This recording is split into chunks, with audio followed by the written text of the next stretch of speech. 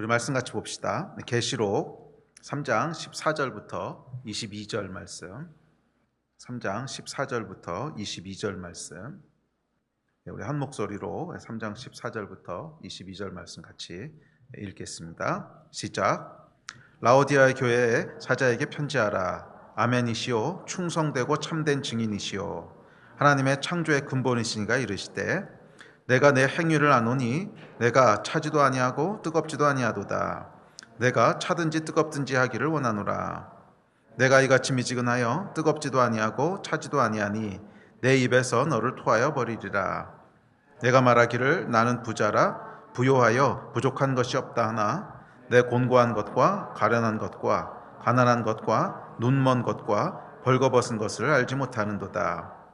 내가 너를 권하노니 내게서 불로연단한 금을 사서 부요하게 하고 흰옷을 사서 입어 벌거벗은 수치를 보이지 않게 하고 안약을 사서 눈에 발라 보게 하라.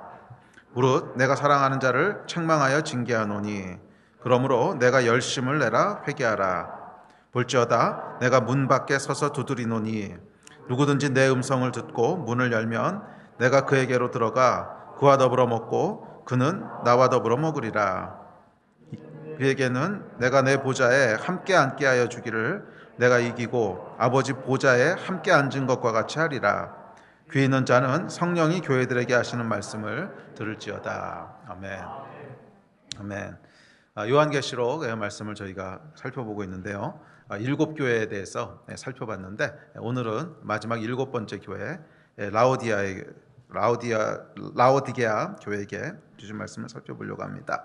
라오디아의 교회는 7교회 중에서 유일하게 칭찬이 없는 교회예요.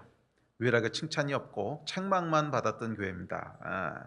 그래서 참 슬픈 일이죠. 자, 그렇다면 이 라오디아 교회의 폐해는 무엇이었을까? 무엇이 교회를 하나님 앞에서 칭찬은 없고 책망만 받게 만들었을까 하는 것이 오늘 이 교회에게 주신 말씀이 저에게 주신 메시지라고 믿습니다. 이 라오디게아 교회가 책망만 받을 수밖에 없었던 실패의 원인이 있겠죠. 그 실패의 원인이 오늘날 우리들 가운데도 그런 원인들이 존재한다면 동일하게 우리도 하나님 앞에서 책망만 받는 교회가 될 수밖에 없다는 거예요. 그래서 이 교회에게 주신 이 라오디게아 이 교회 이름이 계속 말이 꼬이냐 라오디게아. 이 라오디게아 교회에게 주신 이 책망의 말씀. 왜 책망받을 수밖에 없게 되었는가 하는 원인들에 대해서 우리가 깊게 살펴보면서 오늘날 우리 가운데 그런 요인들은 없는가? 만약 이 교회가 주 앞에서 실패하게 만들었던 그 똑같은 원인들이 오늘 우리 가운데도 있다면 그것들을 다시 한번 돌아보면서 주 앞에 회개하고 돌이키고 하는 시간이 됐으면 좋겠습니다. 그래서 저와 여러분이 주 앞에서 책망만 받는 교회가 아니라 칭찬받는 교회로 주 앞에서 아름다운 교회로 그렇게 서게 되기를 주의 이름으로 소망합니다. 자, 라오디게아 교회에게 주신 말씀은 예수 그리스도에 대한 계시로 시작됩니다. 14절 말씀 우리 다시 한번 읽어봅시다. 시작. 라오디게아 교회의 사자에게 편지하라. 아멘이시오 충성되고 참된 증인이시오 하나님의 창조의 근본이시니가 이르시되. 자, 여기 보면 이 교회에게 하나님이 어떤 분이시고 예수님이 어떤 분이신지를 계시하시는데 뭐라고 계시하시냐면 아멘이시고 충성되시고 참된 증인이시고 하나님의 창조의 근본이시래요. 근본이신 분이시래요. 자, 이 하나님은 어떤 하나님을 의미할 것 같습니까? 머릿속에 한번 이미지를 떠올려 보세요. 충성되다라고 하는 건 뭐예요? 한결같은 것을 상징하죠. 충성되다고 하는 것은 변하지 않는 것입니다. 한번 마음을 정했으면 그냥 한결같은 것, 한결같은 것. 또 참되다는 것은 무엇입니까? 거짓에 속거나 타협하지 않는 거죠. 거짓에 속거나 흔들리거나 타협하거나 그러지 않는 것이죠. 창조의 근본이라고 하는 것은 무엇입니까? 기준이 되는 분이라는 거죠. 창조의 근본이 되신 분. 그래서 창조의 질서의 가장 파운데이션이 되시는 분, 이런 분이죠. 그러니까 이분은 모든 것의 기준이 되시는 분이시고 모든 것의 기초가 되시는 분이시고 그런 분이시라는 거예요. 그래서 예수 그리스도는 어떤 분이시냐면 모든 판단과 가치의 기준이 되시고 모든 그 판단과 가치의 기준이 되시고 그 기준은 속지도 않고 흔들리지도 않고 변하지도 않는다는 거예요. 그래서 예수께서 무엇인가를 말씀하시고 예수께서 무엇인가를 판단하시면 사람이 설득해서 그것을 바꿀 수 없어요. 예수께서 그렇다 그러면 그런 거예요. 우리가 아무리 아니요 예수님 그렇지 않습니다, 잘못 보셨습니다, 잘못 생각하셨습니다 이렇게 얘기해도 소용이 없다는 거예요. 그럴 리가 없다는 거예요. 그분은 충성되시고 참되세요. 그래서 절대로 틀리실 수 없는 분이세요. 항상 진리세요. 항상 옳으신 분이세요. 그리고 창조의 근본이세요. 그래서 그분이 정하는 것이 질서고, 그분이 말씀하시는 것이 진리고, 그분이 말씀하시는 것이 기준이에요. 그래서 우리가 아니요 예수님 그건 아닌 것 같은데요, 저는 동의하지 않습니다 이렇게 말해도 아무 소용이 없다는 거예요. 그렇게 해서 설득되실 수 있는 분이 아니라는 거예요. 우리는 예수 그리스도를 설득할 수 없어요. 설득할 수 없다는 얘기를 오해하진 마십시오. 우리로 말미암아 하나님의 마음이 변하실 수 없다 그런 뜻은 아니에요. 하나님의 마음을 우리로 말미암아 바꾸실 수도 있어요. 그렇지만 그것은 우리를 긍휼히 여기시고 우리에게 감동되셔서 바꾸실 수는 있지만 우리가 설득해서 바꿀 수는 없어요. 설득해서 논쟁해서 바꿀 수는 없다는 거예요. 그냥 그렇다 하면 그런 거예요. 우리가 그것을 아무리 우기고 설득하고 동의하지 않아도 그것은 뭐 어쩔 수 없습니다. 확고합니다. 예수 그리스도의 판단은 확고하고요, 그분의 선언은 확고하고 그분의 판단은 정확합니다. 그래서 이 예수 그리스도에 대한 이 계시가 사실은 라오디게아 교회가 책망만 받을 수밖에 없었던 근본적인 문제와 깊게 연결돼 있어요. 그렇죠. 사실 7교회가 모두 다 마찬가지인데 7교회에게 각각의 교회에게 계시하신 예수 그리스도의 모습이 있는데 그 모습은 그 교회의 상태하고 깊게 연결된 거죠. 그래서 이 라오디게아 교회가 실패할 수밖에 없었던 근본적인 문제가 있는데 그 문제와 이 예수 그리스도에 대한 계시가 깊게 연결되어 있습니다.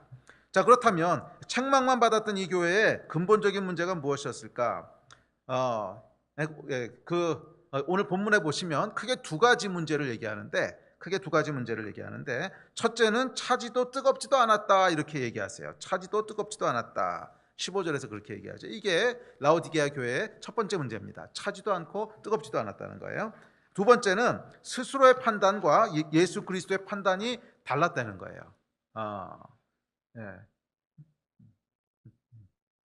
이 교회가 말이에요, 라오디게아 교회가 나는 이런 존재야 라고 생각했던 스스로에 대한 어떤 판단이 있었는데 그것과 예수님이 보시는 라오디게아 교회가 아주 크게 달랐다는 거예요. 이 두 가지가 근본적인 문제입니다. 자, 순서상 두 번째 걸 먼저 살펴보겠습니다. 17절에 보면 이렇게 얘기합니다. 17절 같이 보죠. 시작. 내가 말하기를 나는 부자라 부요하여 부족한 것이 없다 하나 내 곤고한 것과 가련한 것과 가난한 것과 눈먼 것과 벌거벗은 것을 알지 못하는도다. 라오디게아 교회의 근본적인 첫 번째 문제는 뭐냐 하면 스스로 생각하는 자신의 모습과 예수께서 보시는 라오디게아 교회의 모습이 달랐다는 거예요. 달라도 크게 달랐습니다. 라오디게아 교회는 스스로를 뭐라 그랬어요? 부자고 부요하고 그래서 부족한 게 없다 이렇게 생각했다는 거예요. 내가 내 모습을 보니까 나는 부자고 부요하고 부족한 게 없어 이렇게 생각했어요. 단지 돈이 많다는 의미로만이 아니라 영적으로도 그렇다고 생각했던 것 같아요. 영적으로도. 그래서 영적으로도 부자고 부요해서 부족한 것이 없는 교회다 이렇게 생각했어요. 영적으로도 풍성하고 부요하고 그래서 좋은 교회라고 믿었다는 거예요. 우리는 그래도 이 정도면 잘하고 있어, 이 정도면 아주 괜찮은 교회야, 좋은 교회야, 부요한 교회야 그렇게 믿었다는 거예요. 부족함이 없어 그렇다는 거예요. 우리 교회가 이 정도면 훌륭해, 잘하고 있어 이렇게 믿은 거죠. 부족한 게 없다 그랬잖아요. 잘하고 있다는 거예요. 드러나는 모습뿐만 아니라 영적으로도 그렇다고 믿었던 것 같아요. 우리는 잘하고 있어, 우리는 이 정도면 훌륭해, 부족한 게 없어, 흠잡을 게 없어 이렇게 믿었다는 거예요. 자, 그런데 문제는 예수께서 그 말에 동의를 안 하시는 거예요. 문제는 예수께서 전혀 다르게 보셨다는 거예요. 오히려 예수께서는 이 교회를 어떻게 보셨냐면 곤고하고 가련하고 가난하고 눈멀고 헐벗었다라고 말씀하세요. 정말 안 좋은 단어는 다 갖다 쓴 것 같아요. 곤고하고 가련하고 가난하고 눈멀고 헐벗었다는 거예요. 참 여러분 당황스럽지 않았겠습니까? 당황스러웠을 거예요. 내가 생각하는 내 모습은 이런데 예수 앞에 나아갔더니 예수께서는 전혀 다른 말씀을 하세요. 그리고 이 차이가 얼마나 컸는지 너는 눈이 멀었어 그러시는 거예요. 너는 눈이 멀었어. 네, 안약을 사서 눈에다 발라. 근데 실제로 이 라오디게아 지역이 안약으로 아주 유명한 지역이었어요. 그 당시에 그 안약을 만들어서 많은 그 로마 제국 안에다가 이렇게 공급했던 그런 지역이라서 뭐 안약에는 유명했대요. 유명했는데, 예. 그래서 너희는 육체의 안약은 만들면서 실제 영적인 안약은 못 만드냐? 이 말씀을 하시는 거예요. 너희가 육체의 안약을 만들어서 눈이 보이지 않거나 눈이 나쁜 사람들을 고쳤듯이 너희 눈을 고쳐야 돼. 너희가 지금 영적으로 장님이야. 눈이 멀었어. 안약을 사서 발라. 이렇게 말씀하실 정도로 차이가 컸어요. 자, 이것은 그 당시 라오디게아 교회에게만 주시는 메시지가 아니라 오늘날 우리에게 던지고 있는 동일한 경고의 메시지이기도 합니다. 육체의 눈은 밝았어요. 육체의 눈은 잘 봐요. 그런데 영의 눈은 멀었어요. 그래서 밖으로 보여지는 드러나는 육체의 일들에 대해서는 잘 보고 보고 판단하지만 실제로 그 본질이 되는 영의 문제에 대해서는 눈이 멀어서 제대로 보지도 못하고 제대로 판단하지도 못하고 그런 우리에게 주시는 경고의 메시지라고 믿습니다. 저희는 어떻습니까? 여러분은 어떠십니까? 또 우리 교회는 어떻습니까? 영의 눈이 밝혀 있습니까? 혹시 보여지고 드러나는 것들만 가지고 판단하고 있지는 않습니까? 예수께서 보시고 판단하시는 나의 모습, 우리의 모습과 스스로 내가 나라고 생각하고 있는 내 모습 또는 우리의 모습이 일치합니까?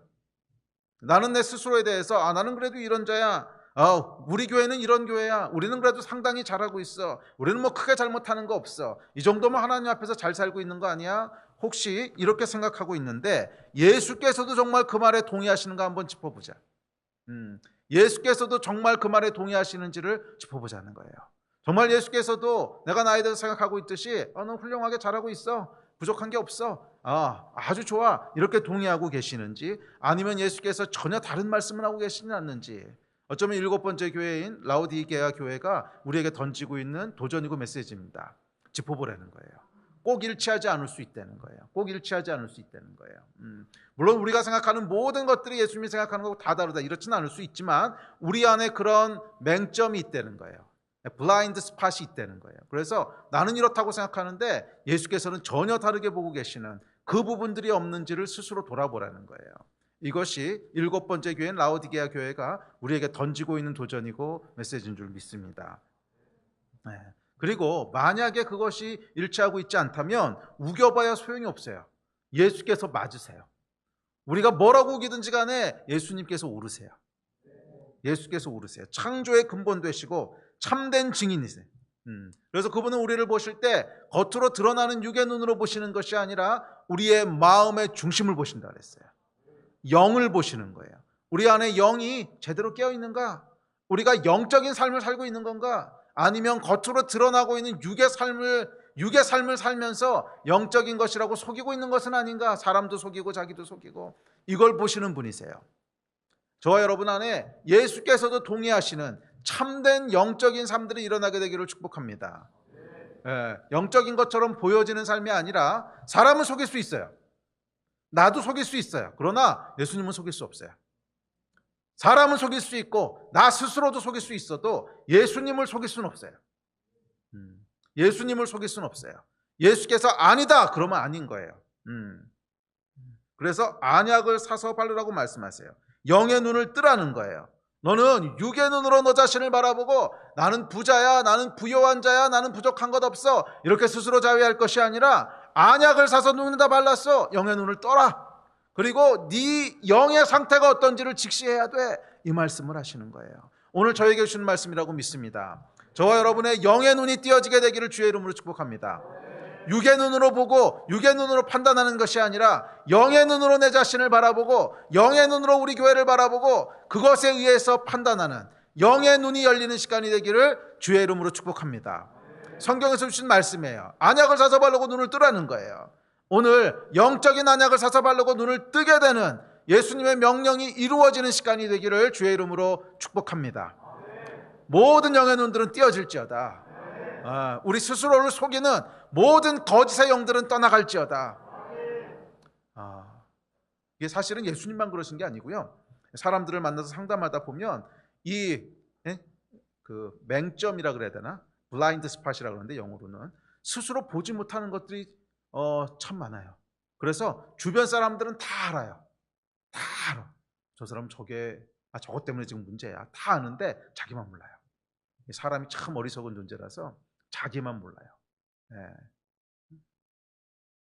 그래서 그런 사람들은 이 블라인드 스팟을 정말 안약을 사서 눈을 뜨게 되기 전까지는 문제가 해결이 되지 않아요.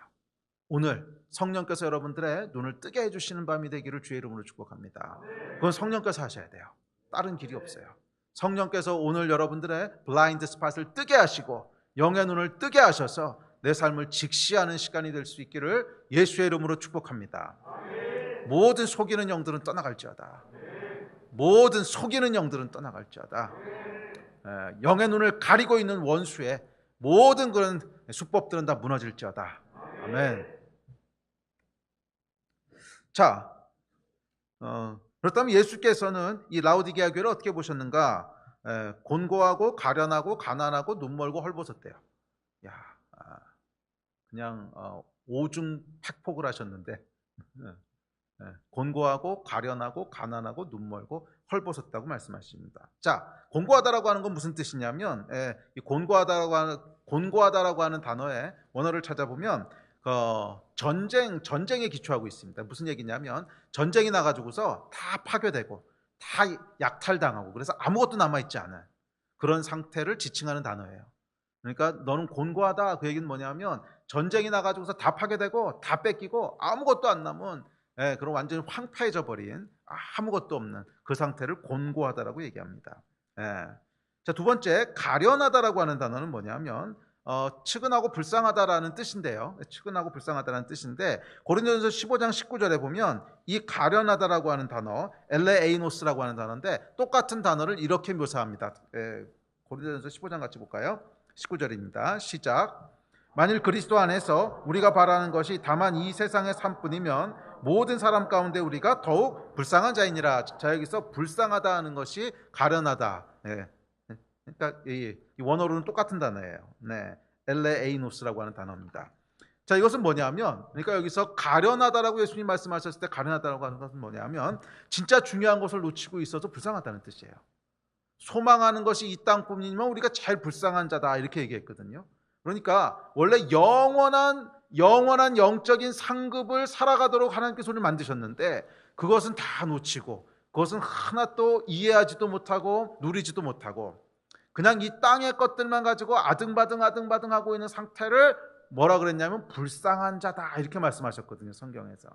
그러니까 이 라오디게아 교회에게 하신 말씀이 뭐냐면 곤고할 뿐만 아니고 넌 참 가련하다. 그 얘기는 왜 이 교회가 나는 부자요 부유한 자라고 그랬겠어요. 밖에 보이는 것들은 많았던 것 같아요. 돈도 많았고 무슨 재정도 많았고 뭐 건물이 있었는지 하여간 적어도 보여지는 것들은 풍성했어요. 그러니까 나는 부자요 부유한 자라 이렇게 이제 그렇게 자평을 했겠죠. 자, 그러니까 이 사람들의 특징은 뭐냐면 눈에 보이는 이 땅의 것들에 굉장히 몰두한 삶이었다는 거예요. 눈에 보이는 것들에 몰두하면서 살아가고 있는 모습을 보니까 가련하다. 그러니까 너는 곤고할 뿐만 아니고 영적인 감이 아예 없구나. 영적인 것들을 전혀 생각하지 못하고 그냥 땅에 매여서 살아가고 있구나. 오, 가련한 인생이요. 이렇게 말씀하시는 거예요. 오, 가련한 인생이요. 자, 그래서 이 세상 것으로는 부자고 또 부요하고 또 부족한 것이 없어 보일지 몰라도 영적으로는 곤고하고 가난하고 헐벗은 자였다는 거예요. 자, 그래서 예수께서는 다음에 헐벗었다, 눈 멀었다는 것은 뒤에 가서 조금 더 살펴봅시다. 헐벗었다고 하는 것은 사실은 뭐냐면 영적으로는 은혜를 누리고 있지 못하는 뜻이에요. 의의 옷을 입어서 의의 옷을 가지고 우리가 하나님 앞에 나아가야 되는데 이 은혜의 옷을 전혀 입고 있지 못한 신약 성경에서는 특별히 의복을 입지 못하고 헐벗었다라고 하는 것은 하나님의 은혜 가운데 있지 못하다고 하는 어떤 상징적인 표현이거든요. 그러니까 이 라오디게아 교회는 어땠냐면 눈이 멀었어요. 눈이 멀었다고 하는 것은 아까 얘기했듯이 육체의 것만 보고 있지 전혀 영적인 것은 보고 있지 못하는, 그러니까 곤고하고 가련해요. 전혀 영적인 감각이 없이 땅의 것에만 매여서 살아요. 거기다 헐벗었어요. 하나님의 은혜는 전혀 알지도 누리지도 못해요. 그럼 다 율법으로 살아가고 있겠죠. 그러니까 얼마나 고통스럽겠어요. 그리고 눈이 멀었어요. 가난해요. 자, 이것이 라오디게아 교회의 상태였다는 거예요. 그래서 사실은 이 상태를 정말로 우리가 직시할 수 있다면 나오는 것은 아마 한숨밖에 없을 거예요. 주여, 나를 긍휼히 여겨 주십시오. 내가 파산한 사람입니다. 나는 곤고한 사람입니다. 나는 은혜가 필요한 자입니다. 주여, 도와주십시오. 이 말이 나와야 정상인데 이 교회는 오히려 뭐라고 말하고 있냐면 나는 부자고 부요하고 부족한 게 하나도 없어. 이렇게 얘기했다는 거예요. 자, 여러분, 이 차이를 대면했을 때 얼마나 당황스러웠을까 생각해 보세요. 나는 잘하고 있어. 나는 부자야. 네? 네. 근데 막상 예수님 앞에 섰더니 전혀 다른 얘기를 하세요. 너는 곤고하고 가련하고 가난하고 눈멀고 흙벗었어. 당황스럽지 않았겠어요? 근데 감사한 것은 그래도 이 땅에 사는 동안 이 당황스러운 시간을 맞이했다고 하는 게 그나마 감사한 거예요. 우리가 마지막 심판대 앞에서 이런 순간을 맞이한다면 여러분 얼마나 당황스럽겠습니까?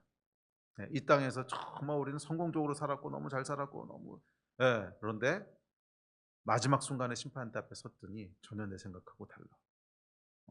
그래서 어떻게 보면 이 라오디게아 교회를 향한 이 하나님의 책망의 말씀은요, 뒤에 가면 그 말씀이 나오는데 그 영원한 심판과 정죄에 대한 말씀이 아니라 돌이킬 수 있는 기회를 주시는 거예요. 사랑으로 책망하신다 그랬어요. 그래서 이 땅에 살아가는 동안 이런 당황스러운 순간을 우리가 대면하게 된다면 감사하십시오. 지금이라도 돌이킬 수 있는 기회를 주신 거예요. 이게 마지막의 마지막 순간에 이런 순간이 오면요, 돌이킬 수 있는 시간도 없어요. 그냥 거기서 당황스럽게 끝나는 거예요. 그러면 여러분, 우리가 영원한 운명이 결정되는 그 시간에 당황하지 않으시려면요, 지금 당황하는 시간을 미리 가지셔야 돼요. 오늘이 어떨지 모르지만 당황스러운 순간이 됐으면 좋겠어요. 우리 스스로의 모습을 다시 한번 보면서 그동안 잘해왔어 하는 것들을 그 생각들이 깨지는, 그래서 예수 앞에서 당황하게 되는 그런 시간이 됐으면 그런 시간이 되기를 축복합니다. 그게 복이지요. 자, 예수께서는 또한 이 라오디게아 교회를 향해서 눈먼 자라고 하십니다. 보지 못한다는 거예요. 그래서 겉으로 드러나는 육체의 모습만 보고 있지 정말로 중요한 하나님 앞에서의 모습은 보지 못합니다. 자, 눈이 열린 사람은요, 뭐라고 고백하냐면 이렇게 고백합니다. 로마서 7장 24절. 자, 시작. 오라, 나는 공고한 사람이로다. 이 사망의 몸에서 누가 나를 건져내랴. 바울이 고백했던 거거든요. 근데 여러분, 이게 바울이요, 한참 영적으로 헤매고 다닐 때 했던 고백이 아닙니다. 로마서 7장 8장을 기록한 바울이요, 정말 생명 바쳐서 온 힘을 다해서 하나님 나라의 일을 감당하고 생명 다해서 하나님 나라의 일을 뛰어다니고 있는 그때 했던 고백이거든요. 오라, 나는 곤고한 자로다. 라오디게아 교회는 예수께서 너는 곤고한 자야 이렇게 말씀하셨는데, 바울은 스스로에 대해서 나는 곤고한 자로다 이렇게 얘기해요. 이 비밀을 여러분 아셔야 돼요. 영의 눈이 열리면요, 내가 곤고하다고 고백할 수밖에 없어요. 영의 눈이 열렸는데 나는 부요한 자로다 이렇게 고백이 안 나와요. 영의 눈이 열리면 바울 같은 사람도 뭐라고 고백하는 거예요? 오호라, 나는 곤고한 자로다 이렇게 고백한다는 거예요. 왜? 내 안에 보니까 내 손으로 없어 아무것도 없는 거야. 오직 하나님의 은혜, 오직 성령의 도우심이 아니면 나는 파산한 자구나. 이게 보이는 게 영안이 열린 거예요. 영안이 닫힌 사람은 뭐냐면 예수 그리스도가 왜 필요한지를 느끼지 못하는 게 영의 눈이 닫힌 거예요. 내 삶에 예수님이 없으면 나는 파산한 사람이고, 내 삶에 예수님이 없으면 나는 곤고한 사람이고, 내 삶에 예수님이 없으면 나는 망한 사람이고, 이거를 보는 것이 영의 눈이 열린 거 아니겠습니까? 영의 눈이 닫힌 사람의 특징은 뭐냐면 예수님이 왜 필요한지를 몰라요. 그냥 내 삶이 그럭저럭 살만해, 그럭저럭 괜찮아, 그럭저럭 의로운 삶이야 이렇게 느껴져요. 예수님이 왜 필요한지를 느끼지 못해요. 그게 여러분 육체의 눈만 열려있는 상태예요. 그래서 여러분 그러니까 예수를 믿기 전에 그 거듭나기 전의 삶들을 보면 예수가 왜 필요한지를 모르잖아요. 근데 우리가 즉 거듭난 이후에도 우리 안에 깊은 곳에서 진짜 예수님에 대한 간절한 필요를 느끼고 있는가, 이거를 계속 물어야 된다는 거예요. 라오디게아 교회는 불신자가 아니잖아요. 교회잖아요. 하나님의 백성이잖아요. 그럼에도 불구하고 영의 눈이 닫혀 있었어요.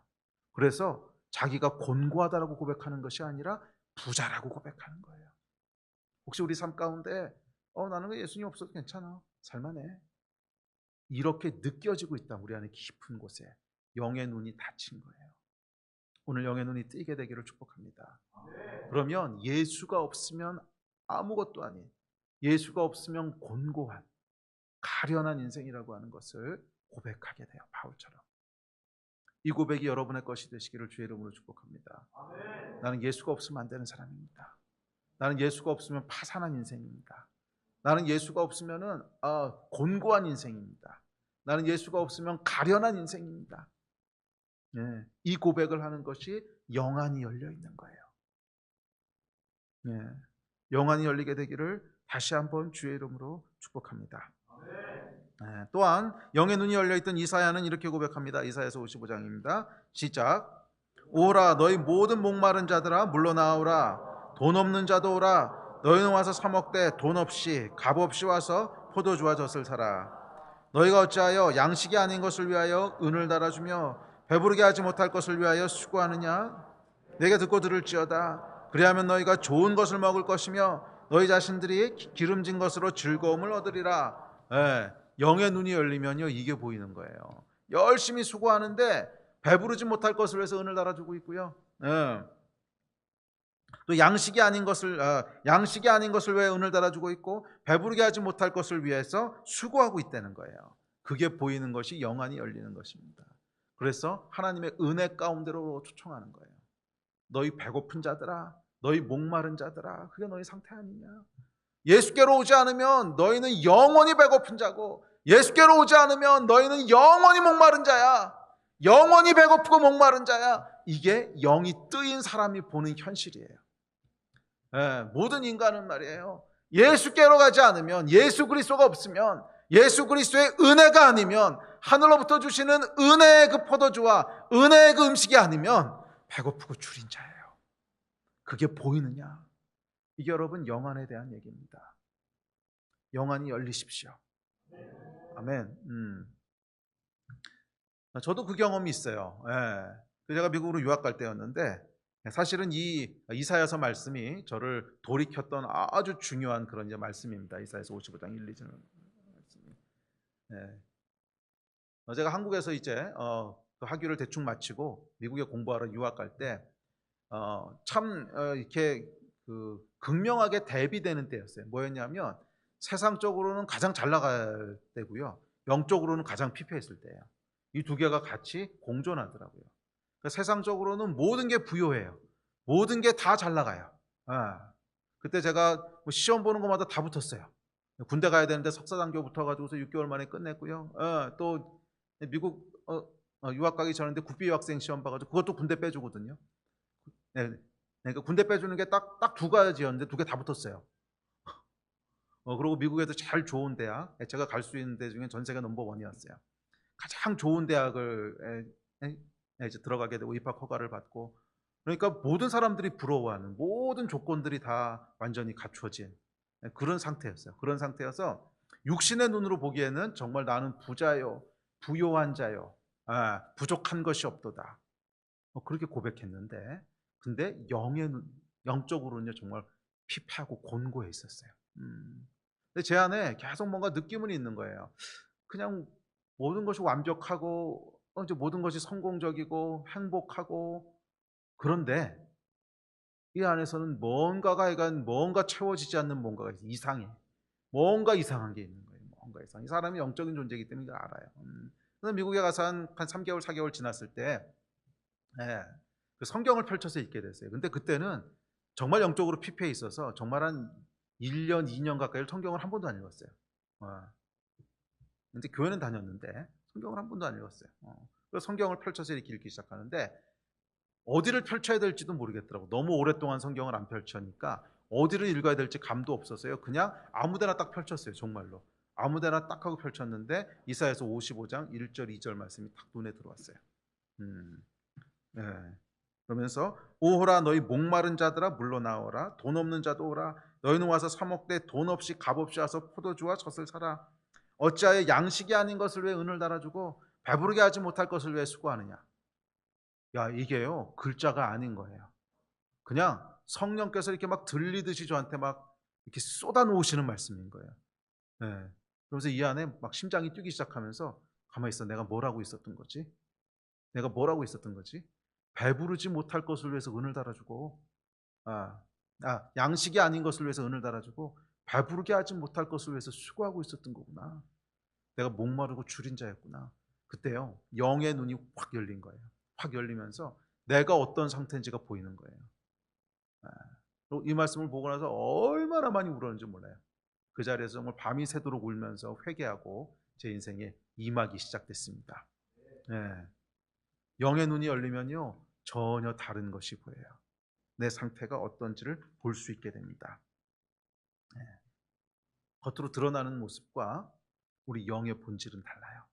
그리고 거듭난 분, 우리 안에 성령께서 거하시는 사람은요 영으로 느껴지는 게 있을 거예요. 아무리 모든 것이 완벽하고 아무리 모든 것이 부유하고 다 성공적으로 돌아가는 것 같아도 우리 안에 영이 피폐해 있으면 말이에요 느껴지는 게 있어요. 배고픔이 느껴지고요 목마름이 느껴지고요. 만약 그런 것조차 느껴지지 않다면 너무 멀리 가신 건데 아마 그런 분들은 지금 여기 나와서 앉아 있을 것 같지는 않아요. 그래도 적어도 여기 나와 계신 분들이라면 그 안에 그런 감각들이 있으실 거예요. 오늘 성령께서 여러분의 눈을 여시고 우리가 얼마나 곤고한 자인지 예수가 없으면 어떤 자인지 하는 이 현실을 보여주게 되시기를 주의 이름으로 축복합니다. 아멘. 두 번째 근본적인 문제가 있었는데 15절입니다. 15절 우리 같이 읽읍시다. 시작.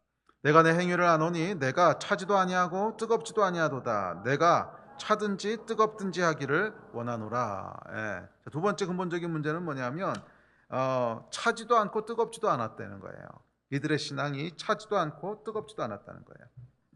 자, 차지도 않고 뜨겁지도 않았다는 것은 무슨 뜻이냐면 첫째, 어정쩡한 것을 의미합니다. 어정쩡한 거. 그렇죠? 차지도 않고 뜨겁지도 않은 건 어정쩡하죠. 실제로 라우디게아 그 지역을 제가 방문했었는데 터키 갔을 때 거기 물이요 미지근하더라고요. 라우디게아라는 데가 골로세, 라우디게아, 그다음에 히아라볼린가, 약간 세 개가 이렇게 삼각형으로 이루어져 있는 도시인데 이 한쪽은 물이 차고요, 한쪽은 뜨거워요. 물이 또 온천수가 있어요. 그리고 라우디게아는 이 두 곳의 물을 다 끌어다 써가지고서요 미지근한 물이 나와요. 자, 그런 곳입니다. 약간 어정쩡한 곳이에요.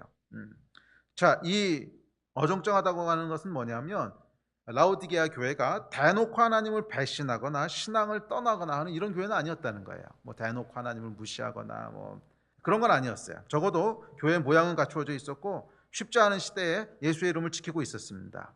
근데 그렇다고 뜨겁냐? 그것도 아니야. 그렇다고 정말 하나님을 향한 순수한 열정과 생명을 걸고 지키는 믿음이 있었느냐? 그건 아니라는 거예요. 그냥 딱 거기까지예요. 하나님을 떠나진 않아. 그렇다고 무슨 뭐 부인하거나 뭐 이러진 않아. 그러나 하나님이냐 바알이냐? 바알이라고 하는 것은 여러분 세상의 신이거든요. 부요를 주는. 그러니까 바알이냐 하나님이냐, 세상이냐 하나님이냐 하면은요 그 사이에서 이도 저도 아니에요. 나와 내 집은 오로지 여호와 하나님을 섬기겠습니다. 이 고백은 없어. 완전히 하나님 편에 서려고 했더니 부담되는 거야. 그러면 이 바알과 세상은 어떻게 되지? 그렇다고 또 완전히 바알 편에 서느냐? 그것도 아니야. 그러려니까 또 하나님이 부담스러워. 그래서 완전히 바알 편에 서지도 않고 그렇다고 완전히 하나님 편에 서지도 않고 그냥 어정쩡하게 있는 거예요. 여러분, 생각보다 많은 현대 크리스찬들이 이 상태에 있지 않습니까? 생각보다 많은 사람들이 그렇다고 하나님을 확 떠나는 건 아니야. 뭐 교회를 안 다닌다거나 뭐 배교를 한다거나 그러진 않아요. 그냥 그 표현이 좀 죄송합니다. 꾸역꾸역 교회는 와요. 꾸역꾸역 하여간 주일날만 되면 교회는 와요. 그런데 그렇다고 세상 가운데 정말 말씀대로 복음을 지키는 뜨거운 삶을 사냐? 그건 또 아니에요. 그래서 서류에다가 종교란 쓰려고 그러면 기독교라고 쓰지만 사람들 앞에서 예수 그리스도를 믿는 것을 드러내면 그건 또 안 드러내. 참 많은 사람들이 여러분 이 상태에 있지 않습니까? 특별히 모태신앙으로 자란 사람들은 더 그래요. 제가 모태신앙이라서 잘 알아요. 예. 모태신앙으로 자란 사람들은 더 미지근해요. 차지도 않고 뜨겁지도 않고, 예. 확 떠나버리는 것도 아니지만 뭐 그렇다고 해서 이쪽으로 확 기울어진 것도 아니고 어정쩡하게 살아가는, 예. 둘 사이에 끼어서 어정쩡한 스탠스를 유지하는. 또한 차지도 덥지도 않다는 것은, 차지도 뜨겁지도 않다는 것은 무감각한 것을 의미해요. 잘 보세요, 여러분. 찬물은요, 아 차가워 이 느낌이 있거든요. 뜨거운 물도 아 뜨거워 이 느낌이 있거든요. 미지근한 물 어떠나 보세요. 감이 없어요, 감이. 차지도 뜨겁지도 않아요. 그냥 미지근해요. 그래서 차지도 뜨겁지도 않다고 하는 것은 뭐냐면 감각이 없는 것을 의미합니다. 뭐에 대한 감각이 없습니까? 첫째, 죄에 대한 감각이 없고요. 둘째, 하나님에 대한 감각도 없어요. 죄에 대한 감각도 없고 하나님에 대한 감각도 없어요. 영이요, 그냥 잠들어 있는 거예요. 죄를 여러분 감지하는 우리 양심의 기능은 영의 기능입니다. 이제 카이로스 책에 자세히 써놨죠. 우리가 아 이게 죄구나 하고 느끼는 것은요, 혼의 기능이 아니고요, 영의 기능이에요. 그래서 영이 잠들어 있으면 죄에 대한 감각이 없어져요. 그래서 죄를 행하고 죄를 지면서도 그것이 얼마나 심각하고 얼마나 치명적인지에 대한 감이 없습니다. 영이 잠들어 있는 거예요. 또 동일하게 영이 잠들어 있기 때문에 하나님에 대한 감각도 없어요. 하나님이 지금 나를 지켜보고 계시고 하나님이 지금 살아계시고 하는 것에 대한 감각이 없어요. 그래서 내 삶에 대한 것들을 그냥 방종해요. 어휴, 하나님이 이걸 지켜보셔. 이 감각이 있다면 절대로 할 수 없는 일들을 그냥 아무 생각 없이 행하게 되는. 그 뭐예요, 여러분? 미지근한 신앙이에요. 셋째, 그러다 보니까 차지도 뜨겁지도 않은 그 신앙은요, 영적인 관심이 없습니다. 영이 이미 잠들어 있기 때문에 영적인 것에 관심이 없어요. 영적인 일에 무관심합니다. 그래서 오로지 관심은 뭐예요? 눈에 보이는 것, 눈에 보이는 일들, 세상 일들, 거기에만 관심이 있지 영적인 일에는 관심이 없습니다. 영이 여러분 잠들어 있는 거예요. 여러분 대화하다 보면 그런 일들 있지 않습니까? 셀에서도요. 영적인 얘기를 하면은 시큰둥하고 졸고 있다가 무슨 축구 얘기 나오고,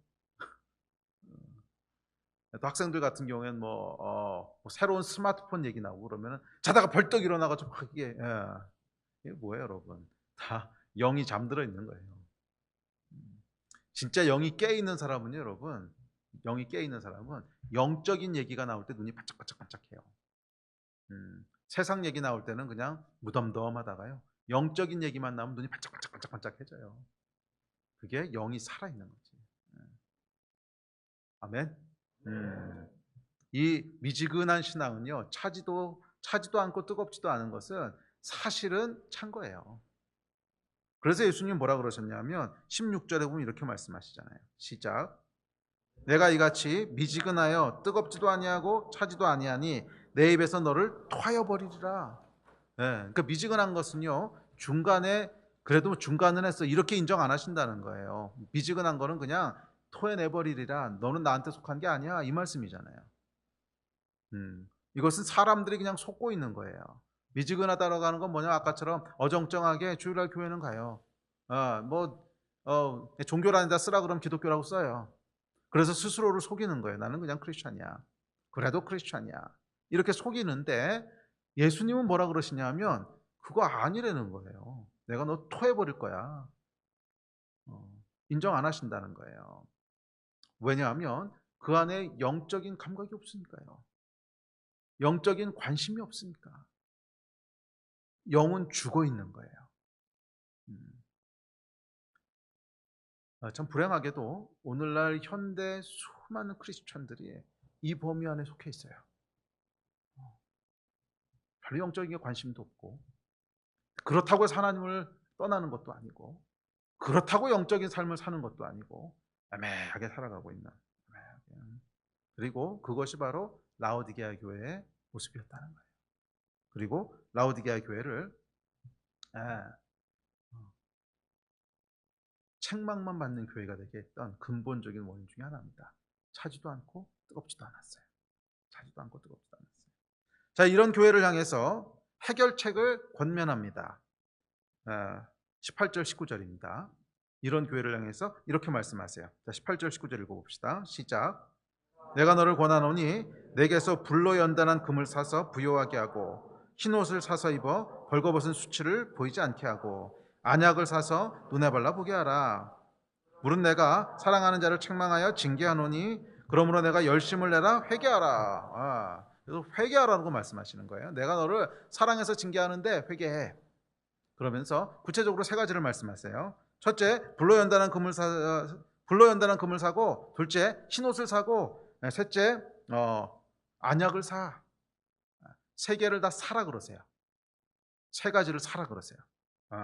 첫째, 불로 연단한 금을 사고, 둘째, 흰옷을 사고, 셋째, 안약을 사. 이 세 개를 사는 것으로 해결책을 제시하십니다. 자, 무슨 뜻입니까? 불로 연단한 금을 사라고 하십니다. 불로 연단한 금이랑 이제 베드로전서에 보면 이렇게 얘기합니다. 시작. 너희 믿음의 확실함은 불로 연단하여도 없어질 금보다 더 귀하여 예수 그리스도께서 나타나실 때 칭찬과 영광과 존귀를 얻게 할 것이니라. 자, 여기서 불로 연단한 금이라고 하는 건 뭐냐면 시련을 통해 연단된 믿음을 얘기합니다. 시련을 통해 연단된 믿음. 그래서 너희가 믿음을 사라는 거예요. 자, 시련을 통한 믿음을 사라는 게 무슨 의미일 것 같으세요, 여러분? 시련을 통한 믿음을 사라는 거예요. 이 믿음이라고 하는 것은 말이에요, 여러분. 시련이 있는 상황 속에서만 우리가 취할 수 있어요. 아무것도 일어나지 않는 상황 가운데서는 믿음이라고 하는 걸 취할 수도 없어요. 믿음은 뭔가 믿음을 방해하는 환경이 조성됐을 때 거기서 믿습니다 하면서 믿음이 우리 것이 된단 말이에요. 이해가 되시죠? 그래서 시련 가운데서만 믿음을 살 수 있어요. 자, 이제 그러면 시련을 없는데 찾아다니느냐? 그렇지 않아요. 여러분 삶을 쭉 한번 돌아보십시오. 내 삶에요, 부분 구석구석 모습들을 쭉 한번 돌아보세요. 그럼 성령께서 보여주시는 것이 있을 텐데 내 삶 가운데 말이에요, 크고 작은 시련들이 항상 있다는 거예요. 크고 작은 시련들이 뭐 큰 시련이 아니라도 크고 작은 시련들이 쭉 내 삶을 스치고 지나가는데 어떤 것들은 우리가 그냥 무시하고 지나치는 것도 있고 또 어떤 것들은 알면서도 그냥 이제 부담돼 가지고서 타협하고 지나가는 것도 있고 또 어떤 것들은 너무 오래 그렇게 살아 있어서 의식하지 못하고 지나가는 것도 있고 이제 그렇다는 거예요. 실제로 그렇지 않습니까? 그래서 이 불로 단련한 금을 산다고 하는 것은 뭐냐면 우리 삶 속에 있는 믿음과 대치되는 것들, 하나님의 말씀과 대치되는데 내가 그냥 뭐 이 정도 일이야 뭐 사람들 다 그렇게 사는데 뭐 매일매일 그렇게 했던 건데 뭐 하면서 지나쳤던 일들이 있어요. 거기서부터 시작하셔야 돼요. 거기서부터 시작하셔야 돼요. 믿음으로 반응하지 않고 그냥 지나쳤던 일들, 무시했던 일들, 부담이 되긴 하지만 뭐 이런 것까지 어떻게 하겠어? 그러고 지나쳤던 일들, 직장에서, 학교에서, 가정에서, 아이를 키우면서, 남편과의 관계에서, 세금 내는 문제에서 알지만 무시하고 지나갔던 것들 분명히 있어요. 많아요. 만약 그런 게 하나도 없다면요, 여러분은 예수님이에요. 그게 어떻게 없어요? 우리가 그게 없다고 하는 것은 죄를 하나도 안 짓고 살고 있다는 뜻인데 그럴 리가 없잖아요. 네? 우리는 죄를 하루도 죄 없이는 살 수 없는 존재고 하루도 죄를 피할 수 없는 존재고 그 이야기는 뭐냐 하면 너무 죄에 익숙해져서 양심이 마비됐든지 아니면 부담이 되지만 그냥 지나쳐 귀찮아 그러고 넘겼든지 하여간 뭔가 그러고 넘어가니까 넘어가는 거지 그런 게 하나도 없다면 성자죠, 성자. 성자도 안 되지, 예수님이시지. 우리 삶에는요 반드시 시련이 있어요. 믿음을 요구하는. 이렇게 살면 안 되는데, 여기서 믿음으로 이걸 해야 되는데, 반드시 있단 말이에요. 그걸 안 하고 있다는 거죠. 그래서 불로 단련한 금을 사라고 하는 것은 뭐냐면, 여러분의 가정에서, 직장에서, 학교에서 또는 교회에서 이 시련들을 먼저 직시하셔야 돼요. 내 삶 가운데 오고 있는 시련들을 직시하시고, 거기서부터 믿음으로 취하는 것들을 하셔야 돼요.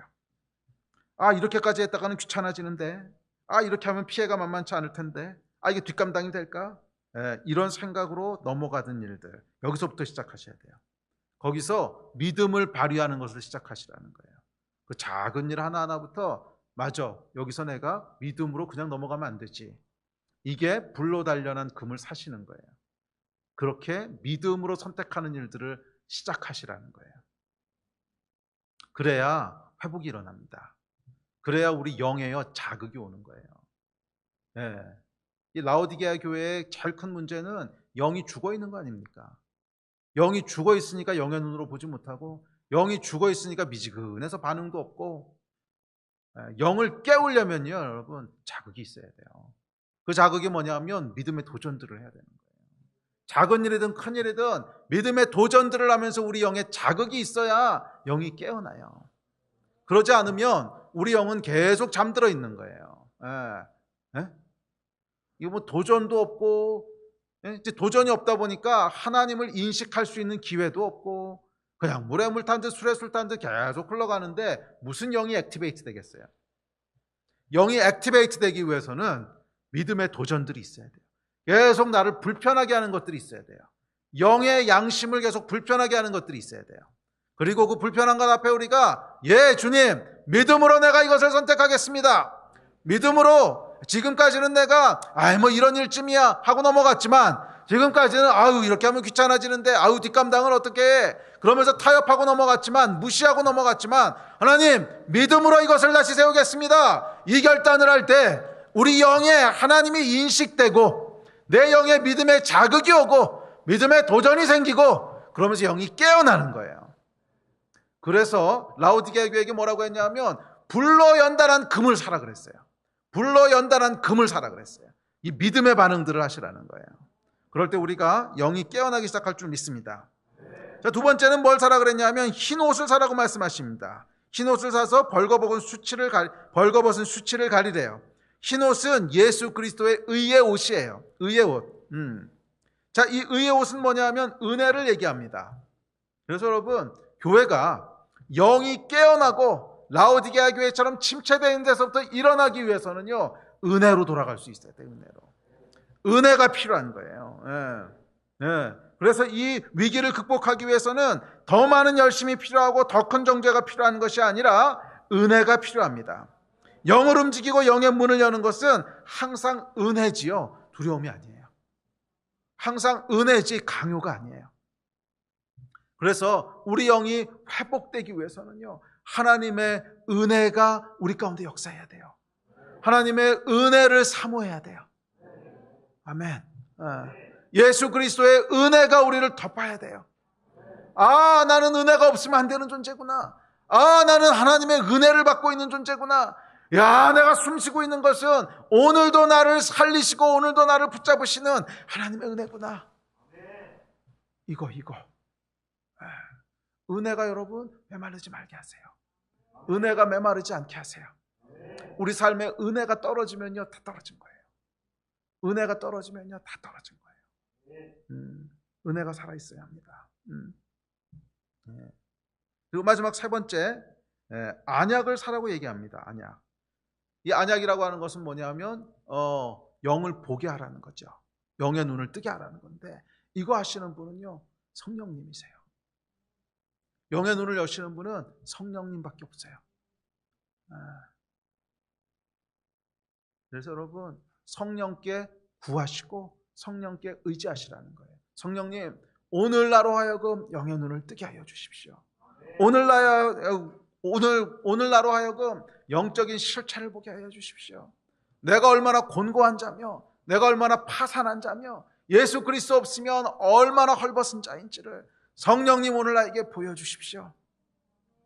주님, 이 예배 가운데 성령님이 임하셔서 우리가 은혜가 필요한 자라고 하는 것을 보게 하여 주시고, 우리가 예수 그리스도가 없으면 파산하고 곤고한 자라고 하는 것을 보게 하여 주시고, 성령님께서 우리의 눈을 열어주십시오. 안약을 사라는 거예요. 자, 그런데 이 세 가지의 여러분 공통점이 뭐냐 하면 다 사라는 거예요. 사라. 믿음도 사라 그러시고요, 은혜도 사라 그러시고, 안약도 사라 그러세요. 산다는 게 여러분 뭘까요? 그러니까 결국 해결책은 사는 건데, 사는 게 뭐예요? 살려면 여러분 어떤 이 물건을 사려면요, 그러니까 이런 물건 하나 샀어요. 그냥 뜬금없이 사게 되는 게 아닙니다. 사게 되는 프로세스가 있어요. 첫 번째 프로세스가 뭐겠어요?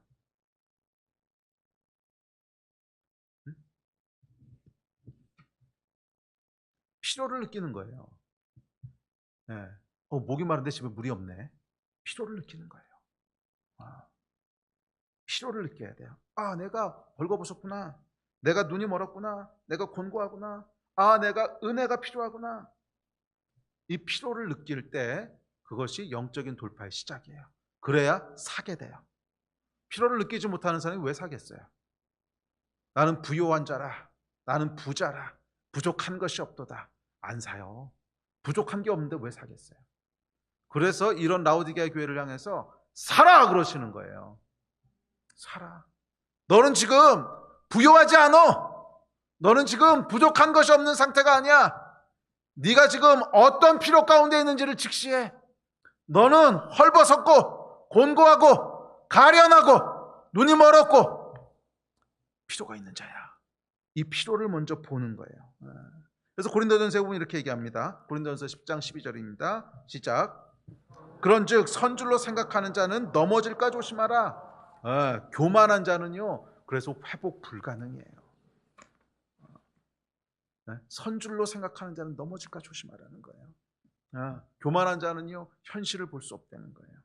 교만을 우리가 하나님 앞에 내려놓을 때, 그리고 우리의 현실을, 필요를 느끼기 시작할 때, 거기서부터 회복이 시작됩니다. 두 번째 프로세스는 뭐냐면, 필요를 느꼈으면요, 원해야 돼요. 원해야 돼.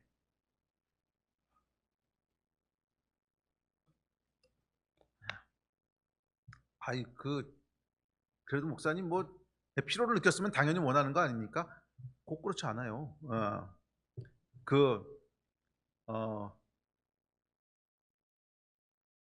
미국에 제가 이제 유학생으로 있을 때 살던 동네에는 홈리스들이 엄청 많았어요. 거지들이 엄청 많았거든요.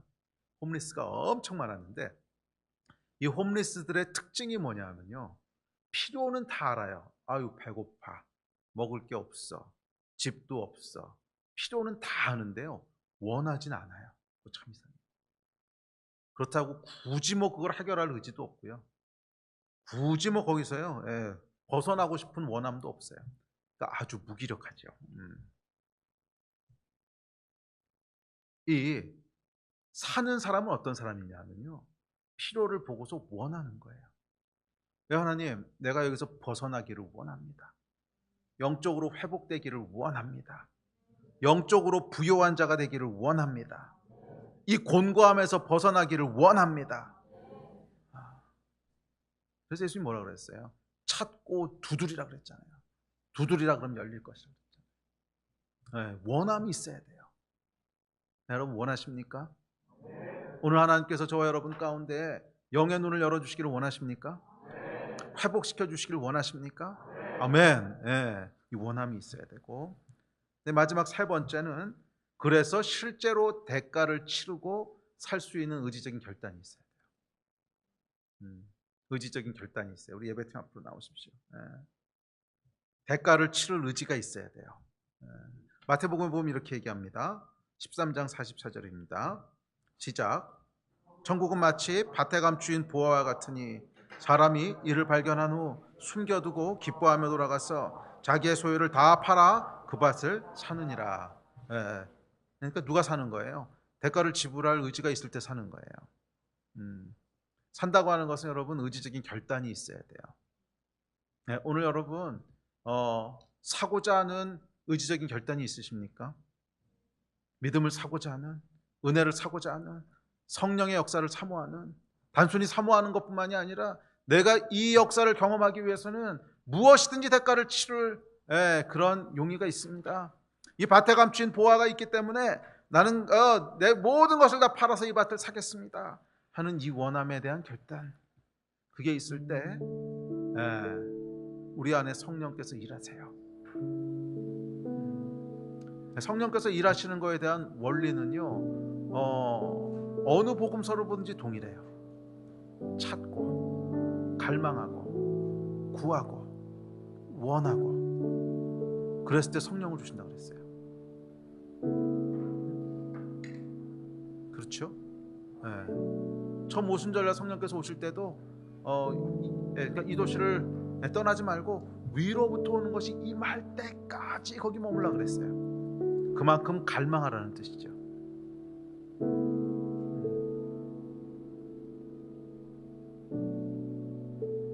또 구하고 두드리고 찾으라고 말씀하셨을 때도, 구하라 두드리라 찾으라 말씀하셨을 때도 너희에게 성령을 주시지 않겠느냐 이렇게 말씀하시거든요. 그러니까 구하고 두드리고 찾는 자에게 성령을 주시겠다는 약속이거든요. 성령님에 대한 약속은 다 동일해요. 원리가 있어요. 그것은 첫째, 우리 안에 필요를 보고, 내 안에 필요가 있구나, 난 성령님, 예수님이 너무 필요하구나, 그리고 그것을 원하고, 그래서 내가 어떤 대가를 치르더라도 성령님이 필요합니다. 의지적인 결단이 있을 때 그것을 사게 되는 거예요. 아멘. 이제 말씀을 마칩시다. 책망만 받았던 라오디게아 교회였지만 이 교회를 향한 예수 그리스도의 마음은 질책이 아닙니다. 질책이 아니라 돌아오기를 원하는 초청이죠. 돌아오기를 원하는 초청이지요. 그래서 결국 뭐라고 말씀하세요? 볼지어다 내가 문 밖에 서서 두드리노니 누구든지 내 음성을 듣고 문을 열면 내가 그에게로 들어가 그로 더불어 먹고 그는 나로 더불어 먹으리라. 너는 끝이야 이런 정죄가 아니라는 거예요. 나는 지금 너에게로 들어가서 너와 함께 있고 싶어. 나는 네 인생에 들어가서 함께 좌정하고 너에게 임재할 거고 너와 같이 먹을 거고, 이 초청이에요. 은혜로 초청하시는 거예요. 이 은혜가 오늘 저와 여러분의 것이 되시기를 주의 이름으로 축복합니다. 우리 이사야서 55장 1절 2절 다시 한번 읽고 우리 같이 좀 기도합시다. 우리 같이 좀 큰 목소리 읽을까요? 시작. 오라 너희 목마른 자들아 물로 나오라, 돈 없는 자도 오라. 너희는 와서 사 먹되 돈 없이 값 없이 와서 포도주와 젖을 사라. 너희가 어찌하여 양식이 아닌 것을 위하여 은을 달아주며 배부르게 하지 못할 것을 위하여 수고하느냐? 내게 듣고 들을지어다. 그리하면 너희가 좋은 것을 먹을 것이며 너희 자신들이 기름진 것으로 즐거움을 얻으리라. 아멘. 예수 그리스도의 초청에 아멘으로 응답하신 여러분 되시기를 주의 이름으로 축복합니다. 오늘 예수님께서 여러분 초청하십니다. 내 앞으로 나오라고 부르십니다. 너희 목마른 자들아 다 나와라. 너희 줄인 자들아 다 나와라. 너희 곤고한 자들아 가련한 자들아 다 내 앞으로 나와서 배불리 먹고 배불리 먹을 축이 돼 포도주와 젖을 먹되 값없이 먹어라. 거저주는 것 먹어라. 너희가 왜 양식이 아닌 것을 위해서 은을 달아주고 배부르게 하지 못할 것을 위해서 수고하느냐? 내게로 나와서 배불리 먹되 거저주는 것을 먹어라. 초청하세요. 이 은혜의 초청에 응한 여러분 되시기를 주의 이름으로 축복합니다. 자리에서 일어나서 기도합시다. 우리 함께 기도할 때 성령님을 의지하면서 기도합시다. 성령님, 오늘 우리의 눈을 열어주셔서 우리로 우리의 곤고함을 보게 하여 주십시오. 우리의 가련함을 보게 하여 주십시오. 성령님, 우리가 간절히 원하오니 오늘 이 밤 역사하여 주셔서 제 가려져 있던 영의 눈을 보게 하여 주시고 육의 눈이 아니라 영의 눈으로 바라보는 역사가 있게 하여 주십시오. 성령님, 은혜가 필요하오니 오늘 하나님의 은혜의 장막 가운데로 들어갑니다. 주의 은혜 가운데로 들어갑니다. 그 초청에 아멘으로 화답합니다. 주여 이 밤 먹여주시고 이 밤 죽여주시고 이 밤 축복하여 주십시오. 새롭게 회복되기를 원합니다. 주여 역사하여 주시옵소서. 이 마음 가지고 함께 주여 세 번 부르짖고 합심해서 기도했으면 좋겠습니다.